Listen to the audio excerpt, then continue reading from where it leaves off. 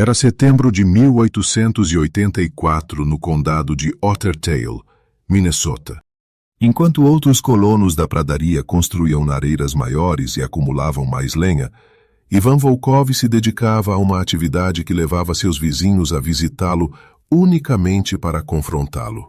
Este imigrante russo de 42 anos estava a emparedar a sua lareira, usando alvenaria para selar a abertura até que restasse apenas uma fresta estreita, mal larga o suficiente para o punho de um homem. Um fazendeiro comentou: "Ele enlouqueceu. Aquele idiota está essencialmente a selar-se numa tumba congelada." Ninguém compreendia a perspicácia particular de Ivan em relação ao fumo e movimento rápido. Para saber o que aconteceu quando as temperaturas caíram para menos 35 graus em janeiro, e os seus vizinhos finalmente entenderam a razão do seu contentamento, por favor, subscreva este canal e partilhe a sua localização nos comentários abaixo. Ivan Volkov chegou a Minnesota na primavera de 1879, juntando-se a uma multidão de imigrantes russos que haviam escapado da severa miséria da região do Volga, atraídos pelo encanto da terra gratuita oferecida pela Lei de Propriedade Rural Homestead Act. Ele havia partido de uma aldeia chamada Kamishin, um lugar onde o inverno começava em outubro e o seu domínio rigoroso persistia até abril. Nessa região, as temperaturas caíam para níveis letais, capazes de ceifar a vida de um homem em minutos, caso ele se afastasse demasiado de um abrigo protetor. Na Rússia, era universalmente reconhecido que uma lareira aberta representava um risco fatal. A enorme pética de tijolos, uma característica central em cada habitação camponesa, não era um mero luxo. Pelo contrário, representava a própria essência da sobrevivência. Ivan passava as noites da sua infância a dormir em cima da pática da sua família. Aquela imensa construção de alvenaria que se estendia do chão ao teto e emitia calor por vários dias após apenas uma queima. O seu avô havia oferecido uma explicação direta. O fogo em si não é calor. O fumo é calor. Permitir que o fumo escapasse muito rapidamente significava que a energia da sua lenha era simplesmente perdida pela chaminé. Utilize o potencial do fumo antes da sua saída. Uma pequena quantidade de lenha pode conseguir o que uma grande braçada não consegue.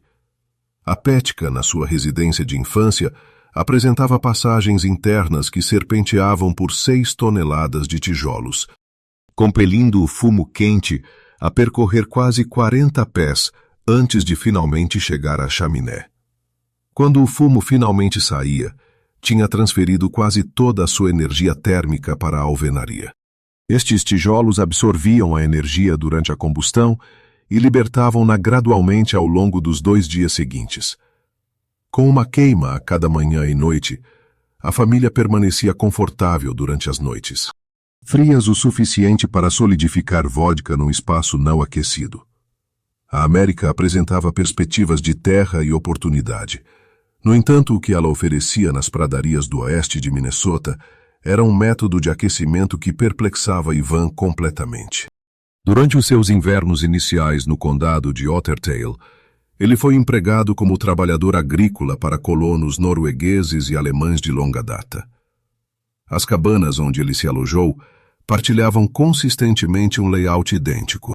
Ou uma lareira aberta, ou um fogão de ferro fundido com um tubo de chaminé reto que se estendia diretamente até ao telhado. Enquanto o fogo estava ativo, o calor irrompia na sala com imensa força, apenas para desaparecer pela chaminé no instante em que as chamas se extinguiram.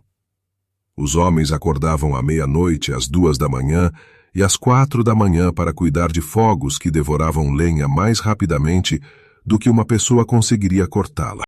Cada primavera, a rotina extenuante recomeçava. Derrubar árvores, cortar toras, rachar lenha e empilhá-la. Meses de trabalho árduo apenas para suportar o inverno seguinte.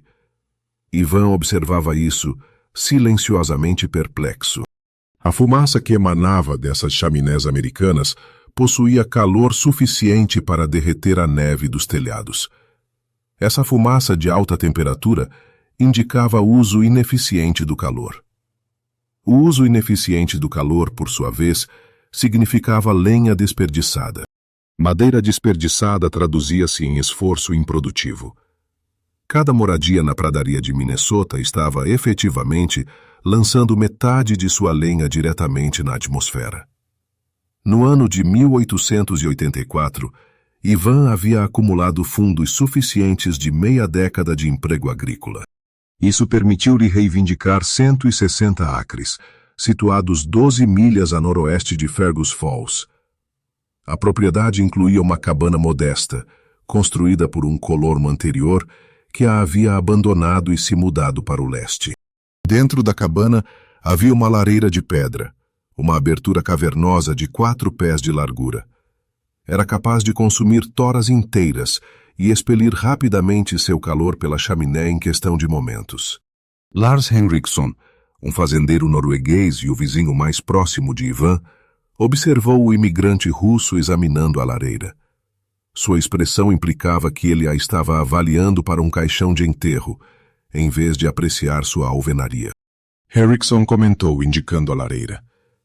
É uma lareira robusta. O antigo ocupante a construiu bem. Ela consome um cordão inteiro de lenha semanalmente durante janeiro. De fato, mas ela expele calor. Ela expele calor diretamente pela chaminé, Ivan respondeu, seu inglês ainda fortemente acentuado com uma cadência russa. Eu vou consertar isso, eu vou arrumar. Não há nada de errado com ela. Tudo nela está errado, Ivan retrucou. A fumaça escapa muito rapidamente. Pretendo aproveitar a energia da fumaça antes que ela se vá. Henriksson olhou para ele por um longo período. O que exatamente você planeja fazer com ela? A desavença com sua esposa e Helena começou naquela mesma manhã. Ivan demonstrou precisamente suas intenções para a lareira deles. Ele a levou até a lareira que eles haviam utilizado por 2 estações frias, a idêntica lareira de pedra confiada por todas as moradias da região, e esclareceu que planejava selar quase toda a abertura com tijolos. Ele deixaria apenas um modesto ponto de acesso à fornalha na base.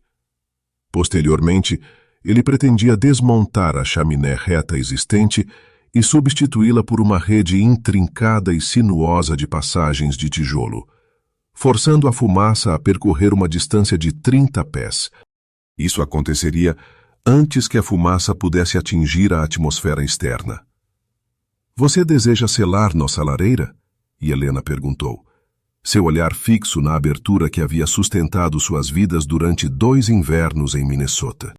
Você propõe cobrir com tijolos a única barreira que protege nossos filhos de perecer. Esta lareira está nos destruindo gradualmente, Ivan afirmou. Consumimos 4 cordões de lenha a cada inverno e ainda acordamos com geada cobrindo o chão. O calor escapa diretamente pela chaminé. 90% de todo o calor que geramos desaparece na atmosfera. Não estou selando a lareira, estou otimizando sua função.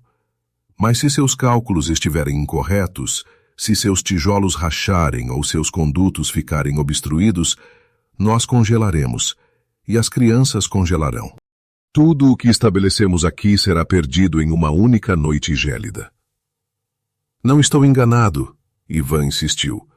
Observei meu avô aquecendo uma moradia 3 vezes maior que esta, usando um fogão que exigia abastecimento apenas uma vez pela manhã e uma vez à noite.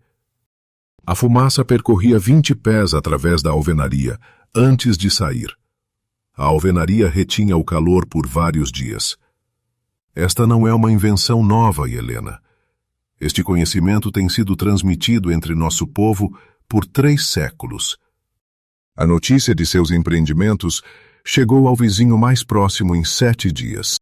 Lars Lindqvist, um fazendeiro sueco que havia ajudado Ivan a construir as paredes da cabana 2 anos antes, cavalgou até a propriedade deles e encontrou o russo dentro de sua lareira, com uma colher de pedreiro na mão, assentando a camada inicial de tijolos refratários sobre a abertura. Volkov! Lindqvist exclamou da entrada, seu semblante refletindo uma mistura de apreensão e incredulidade. O que raios estás a fazer à tua lareira?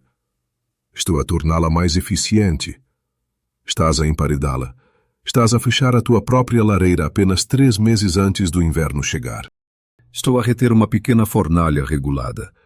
O fumo irá navegar por canais de alvenaria, movendo-se para cima, depois para o lado, para baixo, novamente para o lado e finalmente para cima antes de sair.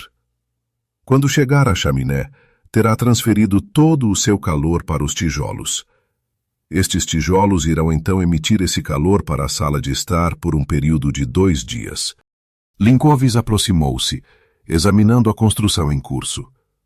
Estás a construir um labirinto dentro da tua chaminé? Ele observou. De facto, um labirinto, estendendo-se por 30 pés, onde anteriormente havia apenas 6. Cada pé da sua jornada representa calor retido, em vez de calor dissipado. E se o fluxo de ar falhar, fazendo com que o fumo inverta? O fluxo de ar não falhará. A física subjacente é robusta. Na semana seguinte, o confronto desenrolou-se na loja geral em Fergus Falls. Ivan veio adquirir tijolos refratários adicionais. Um grupo de agricultores reunidos junto ao balcão já tinha sabido do homem russo que estava a vedar a sua lareira. Volkov finalmente enlouqueceu, declarou uma pessoa, garantindo que Ivan pudesse ouvir. Fechando a sua lareira com o inverno a aproximar-se, a sua esposa deveria intervir antes que ele coloque em perigo toda a família. Talvez ele esteja a construir a sua própria câmara funerária, riu outro indivíduo. Isso poupa aos vizinhos o esforço de escavar uma sepultura em solo congelado. Ivan carregou silenciosamente o seu carrinho, sem oferecer resposta. Ele tinha encontrado críticas muito mais duras na Rússia, daqueles que insistiam em lareiras abertas, desconsiderando a sabedoria transmitida pelos seus antepassados. Tais indivíduos consumiam grandes quantidades de lenha, mas permaneciam com frio. O avô de Ivan, pelo contrário, tinha aquecido uma quinta inteira usando apenas um braçado de madeira e um grau de paciência. Os americanos acabariam por compreender este conceito. Caso contrário, continuariam a sua queima desperdiçadora. Os conhecimentos que Ivan Volkov adquiriu de gerações de construtores de fogões russos seriam mais tarde precisamente medidos pela engenharia de combustão contemporânea. No entanto, os princípios fundamentais que ele empregou tinham sido aperfeiçoados nas comunidades rurais russas. Durante centenas de anos, grandes fogões de alvenaria, conhecidos como Petka, aqueceram quintas inteiras durante os rigorosos invernos de uma região onde a lenha era escassa e as temperaturas gélidas eram um adversário implacável. O calor que é capturado é calor que é retido. Pelo contrário, o calor que escapa é calor desperdiçado. O principal problema com uma lareira aberta reside na sua operação rápida.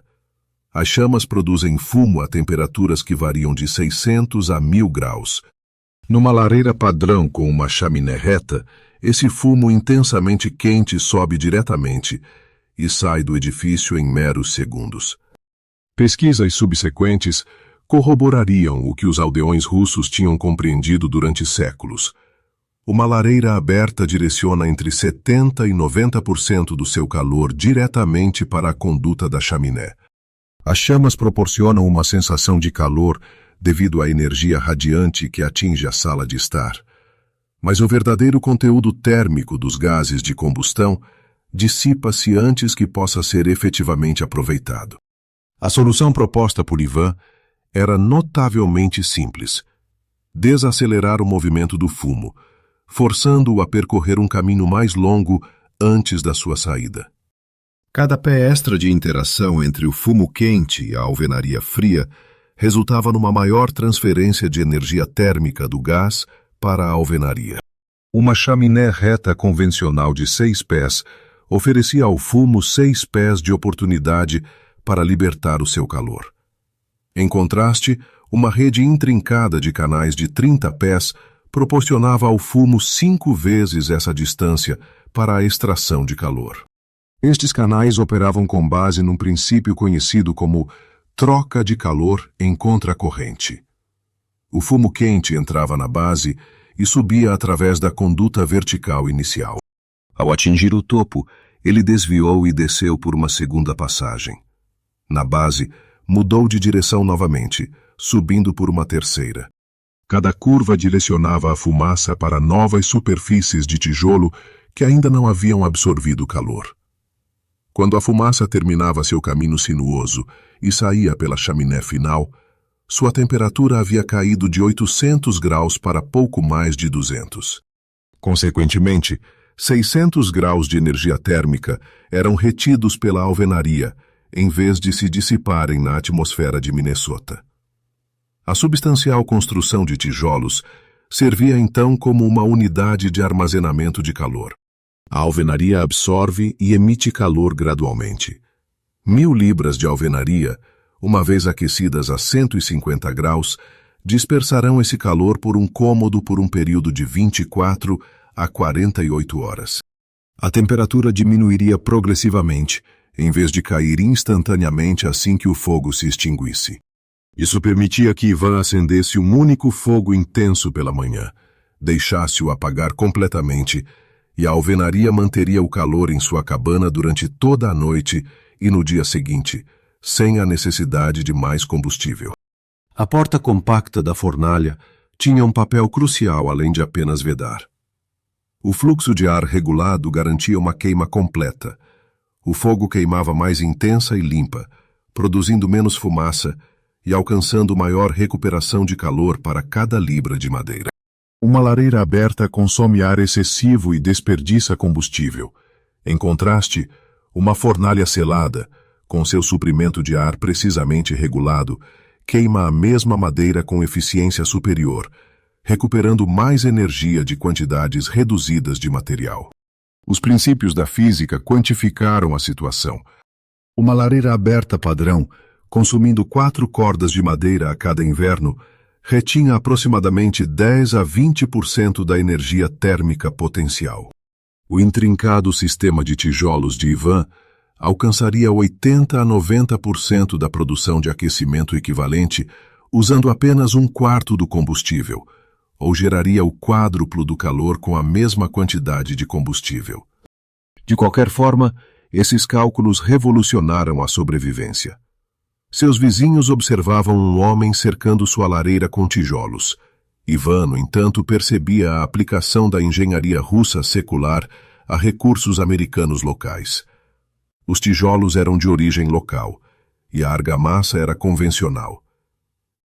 Os canais exigiam apenas planejamento cuidadoso e esforço diligente. A única novidade residia em possuir a experiência para construir o que a geração de seu avô considerava comum. Um fogão que retinha calor em vez de dissipá-lo, que convertia fumaça em calor em vez de permitir que se dissipasse, e que transformava lenha em um recurso valioso em vez de uma luta frenética contra o esgotamento. A construção começou no início de setembro de 1884, começando com a demolição. Ivan dedicou os 3 primeiros dias a desmantelar a chaminé reta de pedra que havia servido a cabana por 2 estações frias, desalojando e empilhando as pedras individualmente ao ar livre. O que havia levado uma semana para construir foi demolido em 72 horas de trabalho árduo, resultando em uma grande abertura no telhado e um monte de detritos onde a lareira antes estava. E Helena observava o desmantelamento com os braços cruzados e a mandíbula cerrada. Cada pedra que descia representava mais um elemento de seu sustento sendo desfeito. No entanto, ela permaneceu em silêncio. Ela havia se casado com Ivan, ciente de que ele possuía uma expertise que ela não conseguia compreender.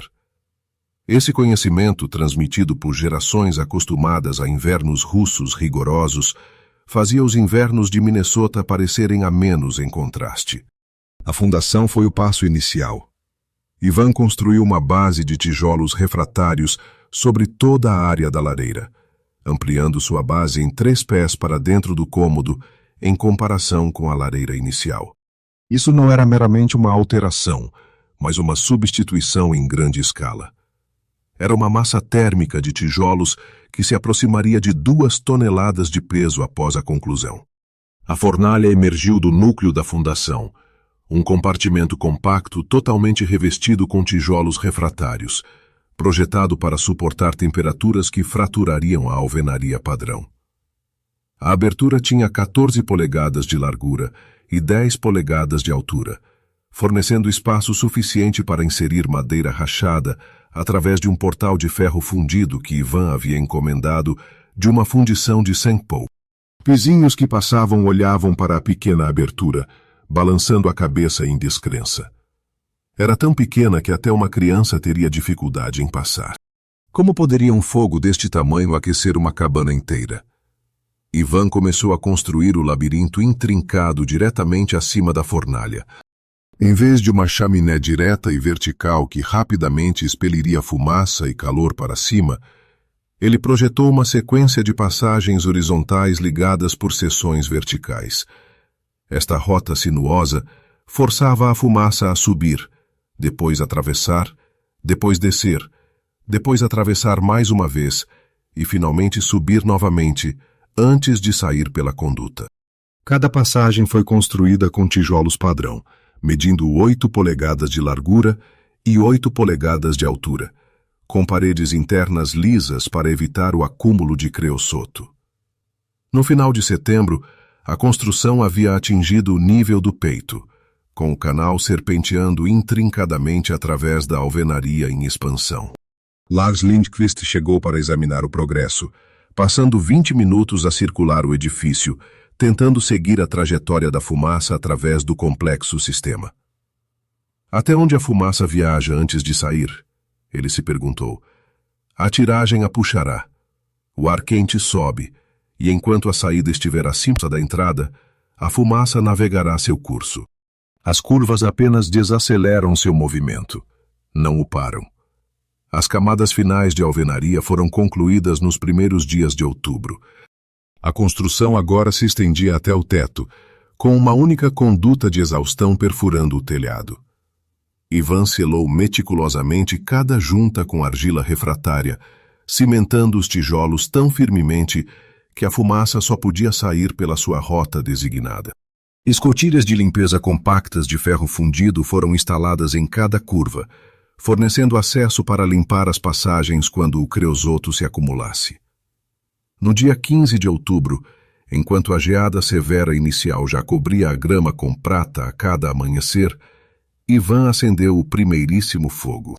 Ele utilizou apenas uma quantidade modesta de gravetos e 3 toras rachadas, uma mera fração do combustível que a lareira anterior teria exigido. E Helena posicionou-se junto à porta, preparada para escapar com as crianças caso a fumaça começasse a encher o cômodo. Os gravetos acenderam e as toras pegaram fogo. A fumaça subiu da fogueira e desapareceu no sistema intrincado. Por um longo período, não houve mais atividade. Subsequentemente, um tênue filete de fumaça branca apareceu da saída, flutuando para o exterior, quase imperceptível contra o céu nublado de outubro. Niven colocou a mão nos tijolos exteriores. Eles estavam frios. O calor ainda estava a fazer a sua lenta viagem através das passagens internas. Ao amanhecer, toda a estrutura estaria visivelmente quente. No final de outubro, a lareira fechada de Ivan Volkov havia conquistado a reputação de ser a construção mais peculiar no condado de Ottertail. Os fazendeiros alteravam deliberadamente suas rotas para passar pela propriedade dos Volkov, simplesmente para observar o edifício baixo de tijolo e argamassa que havia substituído a lareira convencional. Sua minúscula entrada da fornalha e a total ausência de uma abertura de lareira padrão apenas reforçavam a convicção generalizada de que o russo havia enlouquecido. O sentimento público havia passado de mera diversão para uma apreensão sincera. Aquilo não é uma lareira, afirmou um fazendeiro enfaticamente na loja geral em Fergus Falls. É um forno de tijolos completamente inútil. O sujeito essencialmente se enterrou, esperando que sua família subsista de qualquer calor que possa vazar pelas frestas. A fumaça certamente voltará, concordou outra pessoa. Na primeira onda de frio, seu sistema intrincado ficará entupido com creosoto. Ele vai sufocar ou congelar. É uma coisa ou outra. Alguém deveria realmente conversar com a esposa dele. Persuadi-la a levar as crianças para ficar com parentes, antes que o frio mortal chegue. Lars Lindqvist retornou no início de novembro. Seu propósito era examinar a construção finalizada. Ele havia observado o trabalho de Ivan durante setembro e outubro, seguindo visualmente o design intrincado e fazendo perguntas sobre o fluxo de ar e princípios físicos. Ele agora desejava testemunhar o aparelho em ação. Ele descobriu Ivan cuidando do fogo da manhã, empurrando 3 toras modestas pela abertura de 14 polegadas. Chamas eram discerníveis através das portas de ferro fundido e das saídas de ar. O cômodo estava agradavelmente quente, desprovido do calor intenso e inconsistente característico de uma lareira aberta que queimaria o rosto de alguém enquanto deixava as costas geladas. Em vez disso, oferecia um calor suave e uniforme. Um calor envolvente os abraçou, parecendo emanar de todas as direções simultaneamente. Toque na parede, instruiu Ivan. Lindqvist aproximou-se da alvenaria e colocou a mão espalmada contra a sua superfície. Estava quente, não escaldante, mas inegavelmente assim. Um calor consistente emanava do interior profundo da estrutura. Este calor é um resquício do fogo da noite passada, explicou ele. Eu o alimentei apenas uma vez ontem à noite e novamente esta manhã, usando talvez 8 toras no total. Agora, sinta o chão perto da sua base, sugeriu ele.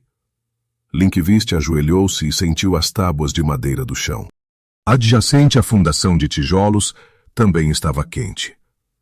O calor estava a espalhar-se não só para fora, mas também para baixo, aquecendo eficazmente toda a cabana a partir do seu núcleo. Outubro não o testa verdadeiramente, observou Lindqvist de pé. Janeiro é o verdadeiro teste. Quando as temperaturas caírem para 30 abaixo de zero e persistirem por uma semana, então descobriremos se o seu labirinto ainda funciona. O design do labirinto baseia-se na física, que permanece constante independentemente da temperatura. Os seus vizinhos preveem que você vai congelar, ele observou. De facto, eles afirmam que as chaminés ficarão bloqueadas e o fumo inundará a cabana. Os meus vizinhos têm muitas opiniões. O fogão Pesce do meu avô forneceu calor por 4 décadas sem uma única falha. A eficácia do design está estabelecida, apenas a sua colocação é nova. Em meados de novembro, Helena tinha cessado as suas objeções. A prova era simplesmente demasiado inegável para contestar. Todas as manhãs, ela acordava e encontrava a cabana ainda a reter o calor dos fogos do dia anterior. Todas as noites, ela observava Ivan a colocar apenas algumas toras na caixa de fogo compacta, uma mera fração do combustível que a velha lareira costumava devorar. Dentro de uma hora, toda a estrutura de tijolos começou a emitir um calor suave que persistiu durante toda a noite. Numa manhã de novembro, enquanto Ivan estava lá fora a rachar lenha, ela colocou a palma da mão contra os tijolos quentes. Este calor era inabalável, consistente e suave, ao contrário da chama frenética e rugidora de uma lareira aberta que exigia alimentação contínua. Parecia mais profundo, como se a própria terra tivesse escolhido abraçar a sua casa com o seu calor. Em meados de novembro, a pilha de lenha ao lado da cabana revelou a verdadeira situação. Em anos anteriores, eles já teriam consumido uma corda inteira. Este ano, no entanto, a pilha mal tinha diminuído. Ivan agora rachava lenha por 1 hora semanalmente, em vez de diariamente. As crianças já não acordavam para encontrar geada a cobrir os seus cobertores. Helena permaneceu em silêncio perante as mulheres vizinhas, que continuavam a fofocar sobre a suposta loucura do seu marido. Deixem-nas falar, pensou ela. Janeiro daria todas as respostas. Janeiro de 1885 começou com uma ferocidade que seria contada pelos residentes de longa data do condado de Ottertail por gerações. A 8 de janeiro, uma massa de ar ártico desceu de Manitoba, fazendo as temperaturas caírem de uns toleráveis 5 graus acima de zero para 15 abaixo de zero à meia-noite. Na manhã de 9 de janeiro, o termômetro tinha caído ainda mais, registrando 26 graus abaixo de zero. Depois, na manhã de 12 de janeiro, a leitura do termômetro do lado de fora do celeiro de Lars Linkfest indicava 35 graus abaixo de zero. Este era um frio severo o suficiente para fazer a pele exposta congelar em meros minutos, para ser letal para o gado desabrigado e para levar cada lareira e fogão no condado ao seu limite absoluto. O vento exacerbou a situação. Vendadais da pradaria, uivando a 20 milhas por hora, varreram o terreno congelado. Eles infiltraram-se em cada fenda, em cada parede de cabana e em cada fissura em torno de cada batente de porta. O vento implacável estava a sugar o calor mais rapidamente do que qualquer fogo poderia gerá-lo. Colunas de fumo subiam das chaminés por todo o condado, assemelhando-se a sinais de socorro urgentes. As famílias estavam a consumir lenha a um ritmo alarmante, esgotando as suas pilhas de lenha e esmagando a sua moral. Lars Lindquist mantinha o seu fogão de ferro fundido incessantemente. Ele levantava-se às 2 da manhã para reabastecê-lo com toras, depois novamente às 5 da manhã, e continuava a alimentá-lo sem pausa durante todo o dia. O fogão irradiava um brilho vermelho cereja vívido. Estava demasiado quente para se aproximar a menos de 1 metro. No entanto, a geada estava visivelmente a espalhar-se pelo chão a uns bons 2,5 metros de distância. Os seus filhos dormiam embrulhados nos seus casacos, enquanto a sua esposa amontoava todos os cobertores disponíveis nas suas camas. Apesar dos seus esforços, eles continuaram a tremer durante as noites. A 14 de janeiro, ele já tinha consumido metade da lenha que tinha preparado para toda a estação de inverno. 3 milhas ao sul, a chaminé da família Hendrickson falhou na 3ª noite, a sua argamassa tendo rachado. A argamassa rachou devido à significativa diferença de temperatura entre o fogo intenso no interior e o frio mortal no exterior. Isso criou aberturas que permitiram que a fumaça vazasse para a cabana.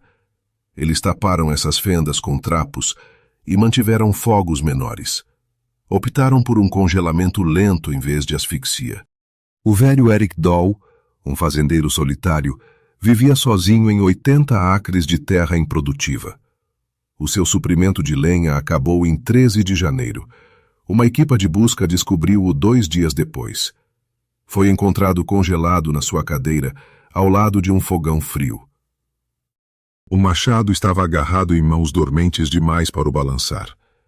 Ele tinha morrido a tentar levantar-se para buscar mais lenha que já não estava lá.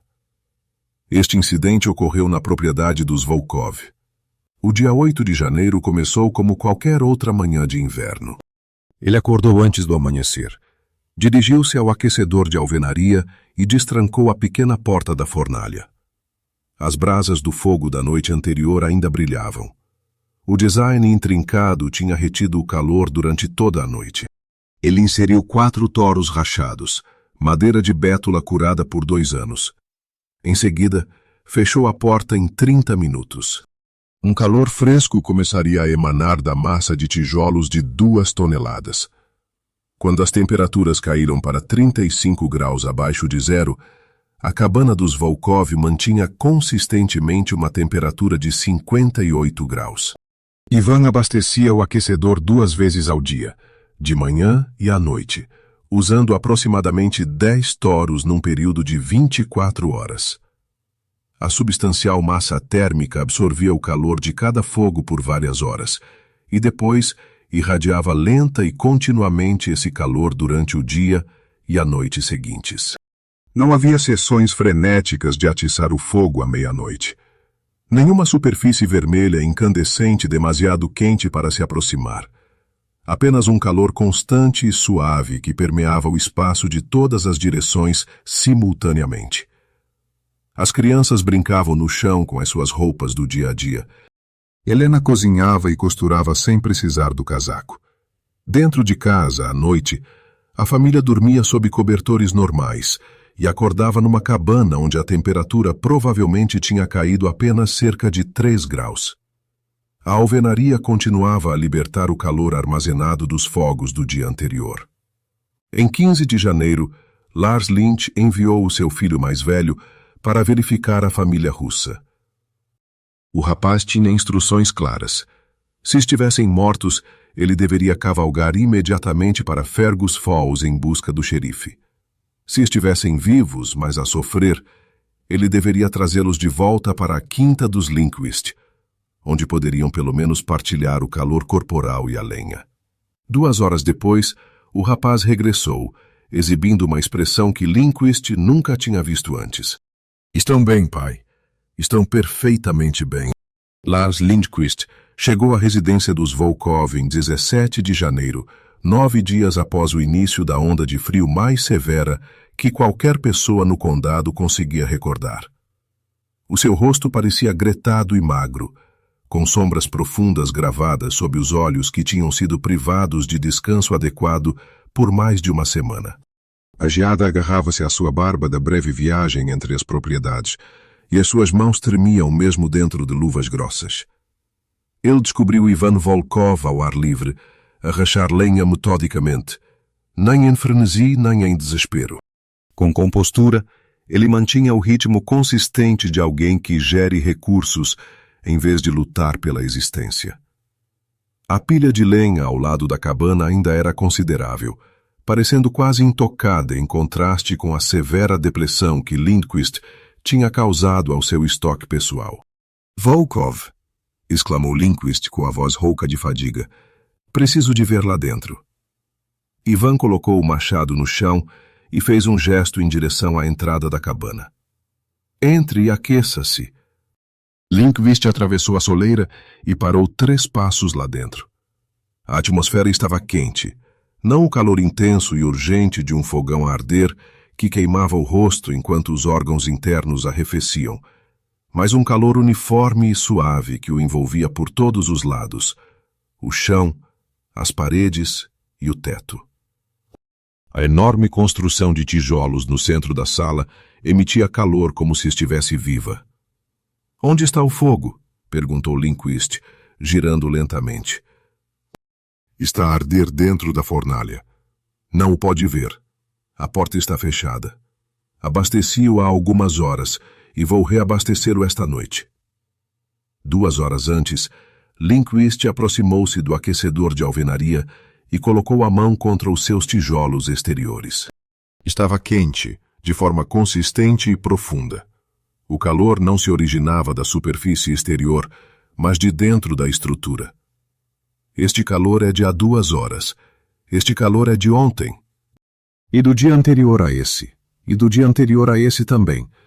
Os tijolos retêm a memória. Eles absorvem o calor fornecido pelo fogo e libertam-no gradualmente. "Experimente o outro lado", foi dito a Lindqvist, enquanto ele caminhava em volta da estrutura e pressionava a mão contra a sua superfície oposta. Ele sentiu o mesmo calor. Os tijolos perto do teto estavam quentes ao seu toque. Ele se ajoelhou e sentiu a base também quente.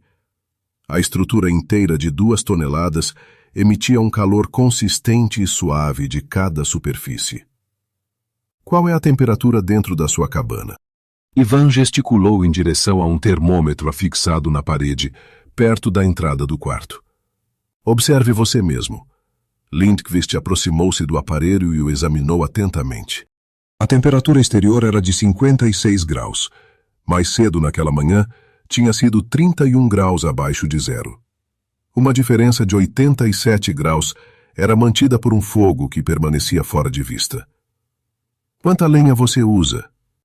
Lindqvist perguntou suavemente. "Então, quanta lenha você consome diariamente?" 8 toras, talvez 10, cada uma rachada do tamanho do meu pulso. Eu alimento a fornalha 2 vezes, uma de manhã e outra à noite. Os canais intrincados cuidam do resto. 8 toras? A voz de Lindqvist falhou. Eu tenho queimado 40 toras diariamente por 9 dias seguidos. Em pouco mais de uma semana, consumi metade do meu suprimento de lenha para o inverno inteiro. Ainda assim, meus filhos ainda dormem enrolados em seus casacos. Minha esposa chora por causa do frio, enquanto você usa apenas 8 toras, e sua família se move em mangas de camisa? Uma lareira aberta não passa de um ladrão. Ela consome seu combustível e dissipa o calor na atmosfera. Por outro lado, o labirinto atua como um repositório. Ele captura esse mesmo calor e o retém dentro dos tijolos. Esses tijolos, então, o liberam gradualmente, fornecendo calor por até 2 dias depois que o fogo se extinguiu. Lindqvist permaneceu no meio da cabana aconchegante, confrontado com a prova de que todo o seu conhecimento prévio sobre aquecimento estava incorreto. Seu fogão pessoal, que ele alimentava constantemente, não conseguia o que este peculiar sistema de tijolos conseguia com apenas uma pequena quantidade de lenha, alimentado apenas 2 vezes ao dia. Poderia me instruir? A pergunta surgiu de forma ríspida, desprovida de qualquer arrogância. Você estaria disposto a me mostrar como construir um desses? Ivan ofereceu um sorriso, o primeiro que Lindqvist já havia testemunhado no rosto rústico do russo. Sou capaz de ensinar qualquer um que esteja preparado para desmantelar o que é ineficaz. Após Lars Lindqvist, os Henrikssons foram os próximos visitantes, chegando em 19 de janeiro com seus 3 filhos, embrulhados em todos os cobertores que possuíam. Sua moradia, com uma chaminé flaturada, havia se tornado inabitável. Diante da escolha entre fumaça e frio, eles optaram por buscar ajuda em vez de decidir entre asfixia e hipotermia. Fiquem o tempo que for necessário, Helena afirmou, conduzindo a família exausta para dentro. Há espaço de sobra. O calor é suficiente para todos aqui.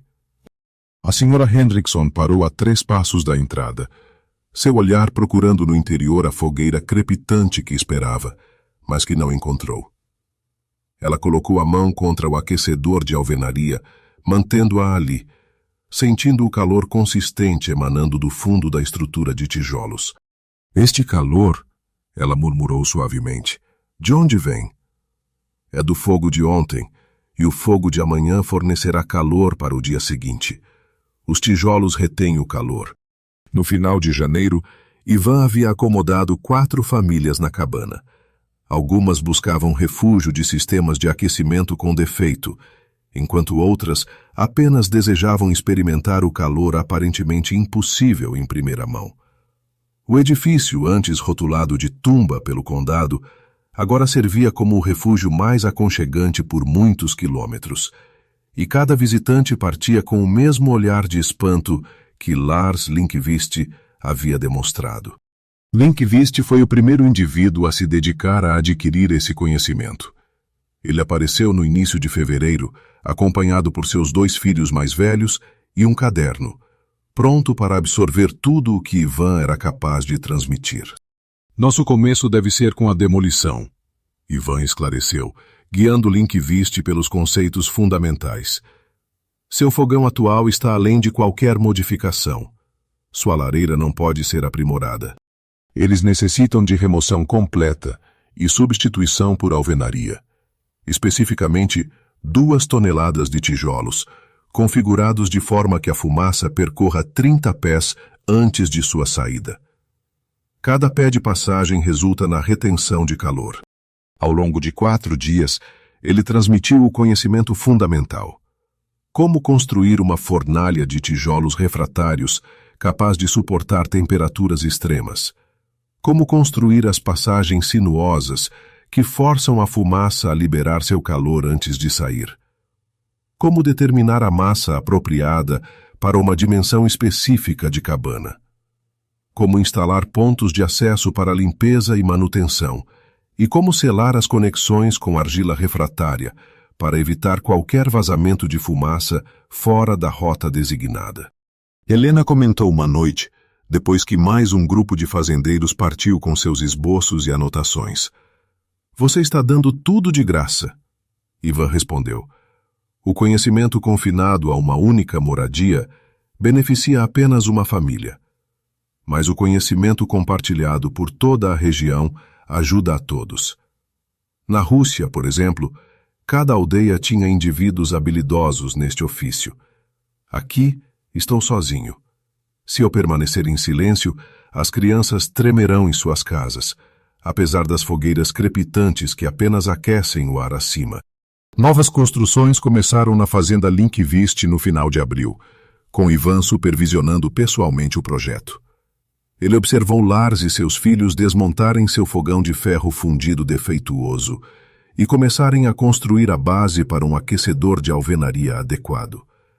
O trabalho meticuloso durou 3 semanas, com cada tijolo cuidadosamente posicionado para guiar o caminho da fumaça. Em junho, mais 2 fazendeiros haviam iniciado empreendimentos comparáveis. Em agosto daquele ano, o jornal Fergus Falls publicou um artigo detalhando a técnica russa de aquecimento de alvenaria. Correspondências chegavam de toda Minnesota e de fazendeiros em Wisconsin e nas Dakotas. Elas vinham de indivíduos que ansiavam por uma solução diferente para a rotina implacável e árdua de cortar, rachar e queimar lenha, que ainda deixava suas famílias com frio durante as noites. Ivan respondeu diligentemente a cada carta, fornecendo diagramas, esclarecendo conceitos fundamentais e detalhando a interação de massa, calor e tempo. Ele não buscava pagamento. Em sua terra natal, a Rússia, a expertise neste ofício era considerada propriedade comum. Os invernos rigorosos eram uma experiência compartilhada por todos. Portanto, ele questionava por que os meios de sobrevivência deveriam ser exclusivos para aqueles com recursos financeiros. E Helena cessou suas objeções. Ela observou o marido instruindo outros e recordou as noites de janeiro em que seus filhos dormiam profundamente, aquecidos em meio ao condado gelado. Certos valores superavam o valor monetário. Ivan Volkov residiu naquela cabana por mais 34 anos. Seu falecimento ocorreu em 1918, com seus filhos e netos ao seu lado. Eles haviam amadurecido em um lar onde o inverno era apenas um pequeno desconforto, não uma luta. Onde ninguém precisava se levantar à meia-noite para atiçar um fogo que falhava. E onde o calor emanava de tijolos que retinham a memória das brasas do dia anterior. O aquecedor de alvenaria construído por ele em 1884 permaneceu operacional por 73 anos, sendo finalmente desmontado em 1957, quando a cabana foi demolida para acomodar uma casa de fazenda contemporânea. Seus tijolos refratários não apresentavam fissuras, e os canais intrincados estavam impecáveis e desobstruídos. O sistema nunca havia falhado, nem uma única vez, ao longo de 70 anos dos rigorosos invernos de Minnesota. A severa onda de frio de janeiro de 1885 serviu como padrão pelo qual todos os invernos seguintes foram julgados. Fazendeiros idosos perguntavam uns aos outros: "Está tão frio quanto em 85?" A resposta era quase invariavelmente negativa. No entanto, mesmo invernos mais amenos continuavam a exaurir famílias que constantemente atiçavam seus fogões, compeliam homens a coletar lenha antes do nascer do sol e esgotavam as florestas a um ritmo insustentável. Cada noite de vigília passada cuidando de um fogo exigente servia como um lembrete da conquista demonstrada pelo russo, alcançada com meras 2 toneladas de tijolo e 1 grau de perseverança. Em 1895, os aquecedores de alvenaria haviam expandido seu alcance para além do condado de Ottertail, estendendo-se para áreas adjacentes em toda Minnesota e nas Dakotas. Publicações agrícolas apresentavam artigos sobre a abordagem russa para o aquecimento por massa térmica, e a Sociedade Agrícola Estadual de Minnesota estendeu um convite para Ivan fazer um discurso. Em 1902, o imigrante que antes havia sido ridicularizado por fechar sua própria lareira, agora falava diante de uma reunião de 200 fazendeiros e trabalhadores da construção. Com seu distinto sotaque russo, Ivan declarou: "A lareira aberta é um ladrão. Ela consome seu esforço, sua madeira e seu descanso. mas oferece apenas pisos frios e amanheceres gélidos. Em contraste, o aquecedor de alvenaria é direto. Ele utiliza apenas o necessário e devolve tudo o que recebe. Apenas 2 atiçadas fornecerão calor por vários dias. Seus ancestrais sabiam disso. Seus antepassados também possuíam esse entendimento. Essa sabedoria não é nova. Apenas seu abandono é um fenômeno recente. Lars Lindqvist nunca mais voltou a usar seu fogão de ferro fundido. O aquecedor de alvenaria que ele construiu em 1885, sob a orientação de Ivan, reduziu seu consumo de lenha em 2/3. Este aquecedor garantiu que sua família permanecesse aquecida durante todos os invernos seguintes, eliminando a necessidade de qualquer atiçamento noturno. Seus filhos ergueram seus próprios aquecedores em suas respectivas propriedades, e a família Lindqvist residiu no condado de Ottertail por 4 gerações, com cada geração desfrutando de maior calor em seu sono do que seus vizinhos que aderiam aos métodos tradicionais. Ele aplicou o princípio que Ivan compreendia: empregar massa térmica para absorver o calor dos gases de combustão antes de sua fuga, subsequentemente emitindo esse calor acumulado gradualmente ao longo de vários dias. Este mesmo conceito é evidente em todo aquecedor de alvenaria contemporâneo encontrado globalmente. Fogões finlandeses de contrafluxo, Petkas russas, Kastelofens austríacos e aquecedores de alvenaria americanos, todos derivam da mesma sabedoria antiga. Este conhecimento foi trazido por Ivan através de um oceano e integrado a uma cabana em Minnesota, mesmo enquanto seus vizinhos o consideravam insano. Ivan, juntamente com gerações de artesãos russos, finlandeses e germânicos, compreendia que combater o inverno com chamas contínuas significava optar pelo cansaço, quando uma abordagem paciente poderia proporcionar calor. Seus vizinhos, no entanto, queimavam e atiçavam incessantemente, tornando-se subservientes a fogões que consumiam seus esforços. Ivan abastecia seu aquecedor apenas 2 vezes ao dia, permitindo que os tijolos retivessem o calor. Helena sobreviveu a Ivan por meia dúzia de anos. Durante seus últimos invernos, ela pressionava as mãos contra os mesmos tijolos quentes que havia sentido naquela manhã de novembro, um momento em que seu ceticismo se transformou em admiração. Após sua morte, a filha deles descobriu uma mensagem escondida dentro da Bíblia da família. Escrito na caligrafia russa meticulosa de Helena, eu o considerei insano quando ele fechou nossa lareira. Eu avisei que nossos filhos morreriam de frio. Ele apenas sorriu e continuou a assentar tijolos por 34 invernos. Acordei em um calor de origem desconhecida. Pude ver as florestas dos vizinhos queimadas até o chão. Nós só queimávamos pequenos punhados. Ele não contestou meu ceticismo. Ele respondeu com tijolos.